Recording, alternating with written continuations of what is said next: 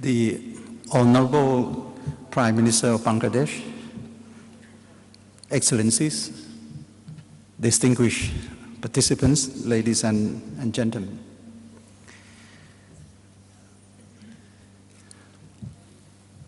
Out of all the meetings and conferences that I have attended in the last few weeks and months and years, this happens to be most unique event, this World Marketing Summit.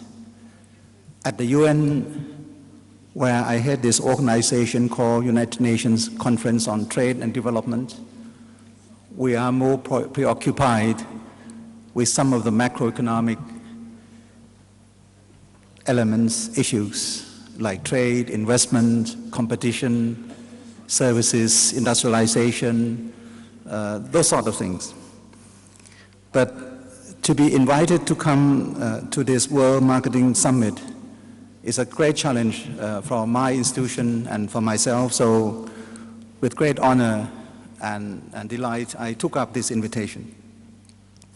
For one thing, because we are a great supporter of what Bangladeshi people and the government are doing to promote the cause of development, which we call inclusive. And we have great admiration for what Bangladeshi people and the government are achieving in that term. So we would like to give our fullest support to whatever the government is doing.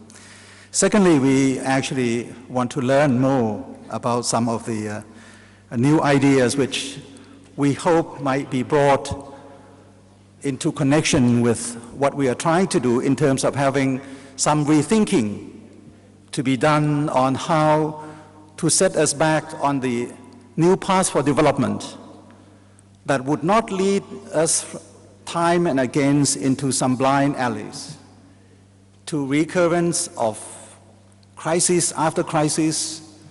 Most of the time in the past, we thought crisis would be some prerogative for the poor countries and developing countries, but now we are seeing that the crisis actually will not just be limited to only developing countries.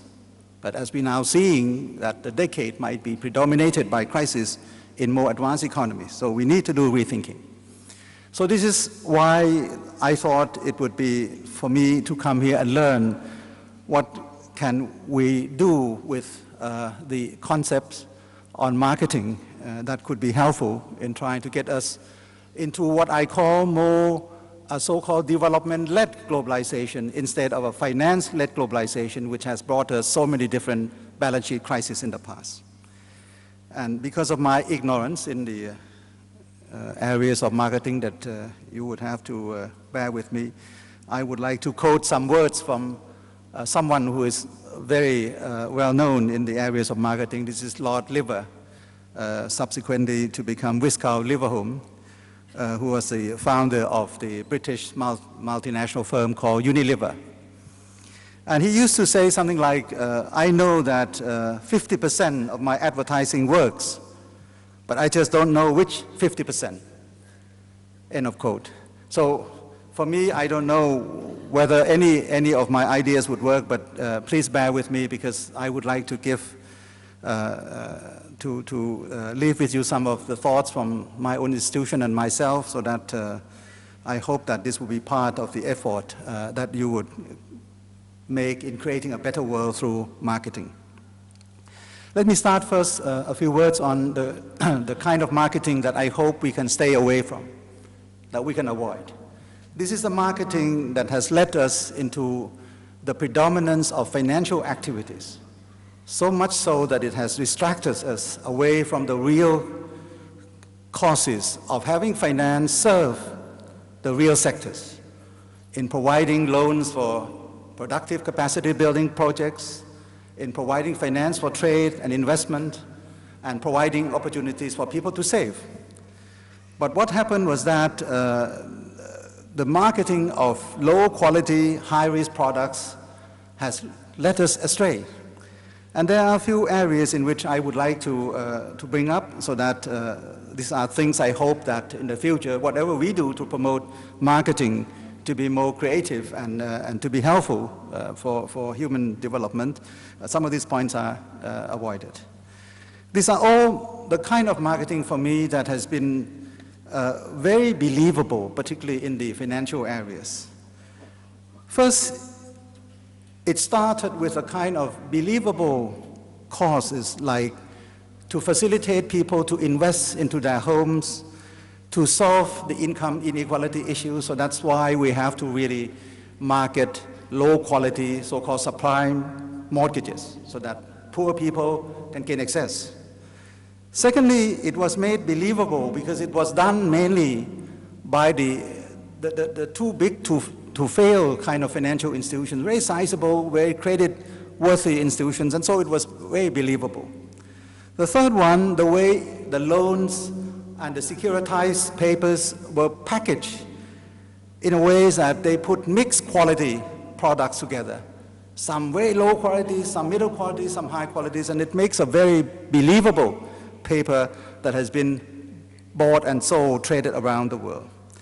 Number 4, the products, you recall the collateralized debt instruments, the credit default swaps, all the fancy names were created in a very technically complicated manner so that people who buy into them were not there to ask any question.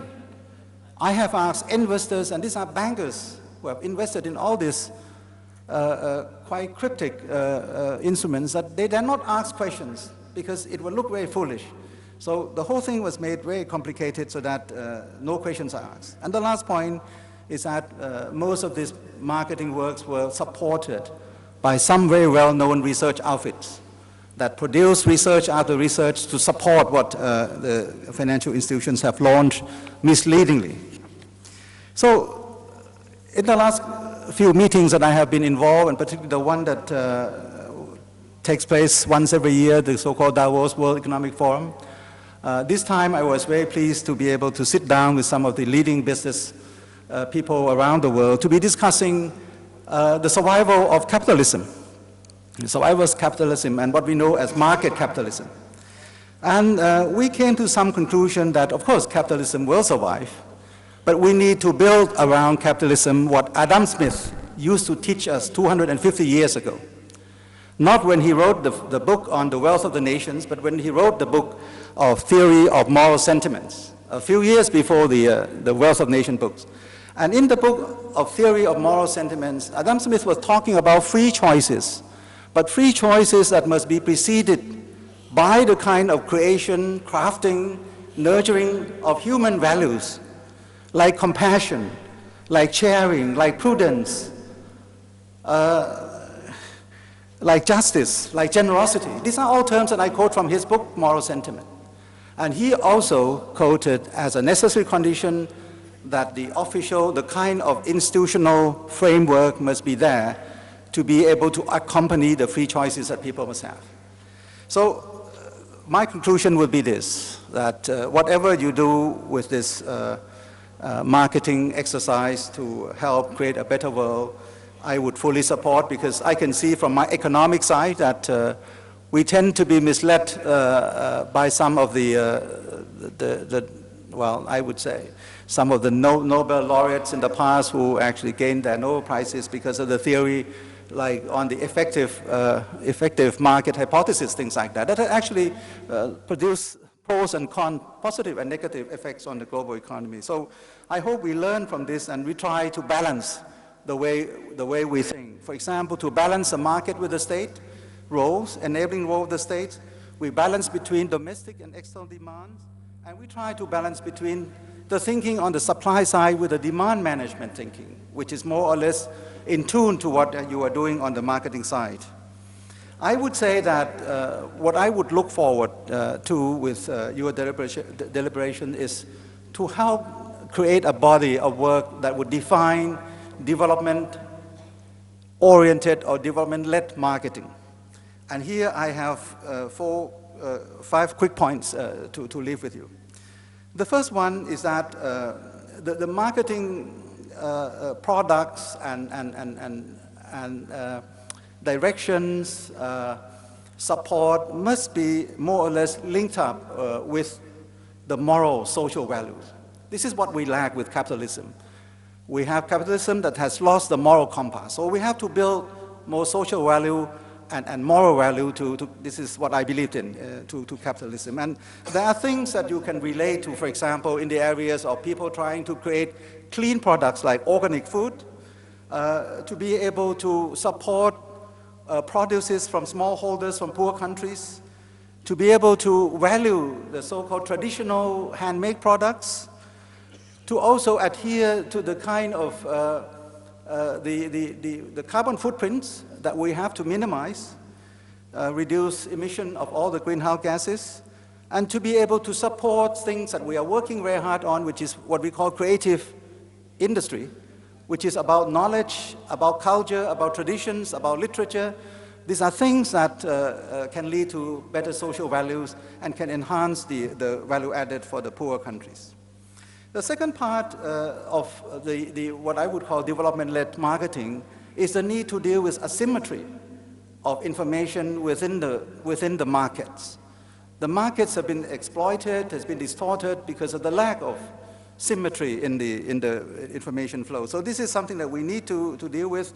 I don't know so much about the way market information can be distributed, but in my areas of work, for example, in the areas of agricultural products, we have now agreed with the G20 countries that we will set up a system of agricultural marketing information, so that market information for agricultural products can be distributed around the world, so we can have better warning, we can have better quality of products, and we can locate where agricultural products are available in what quantity. That can help solve starvation issue.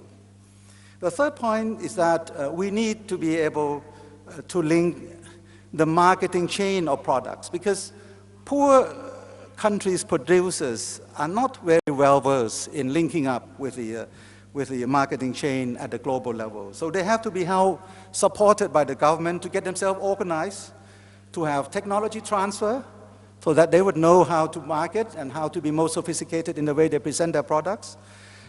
We have been helping some small producers in Latin America, in the Andean Pact countries, to obtain products from the forest and to link up with the supermarket chains in Europe so that they can use products from the forest, which are very much used in pharmaceutical productions, and to market it in the way that they can preserve the viability of the forests and the environment, at the same time to link up with the marketing chain in Europe particularly and around the world.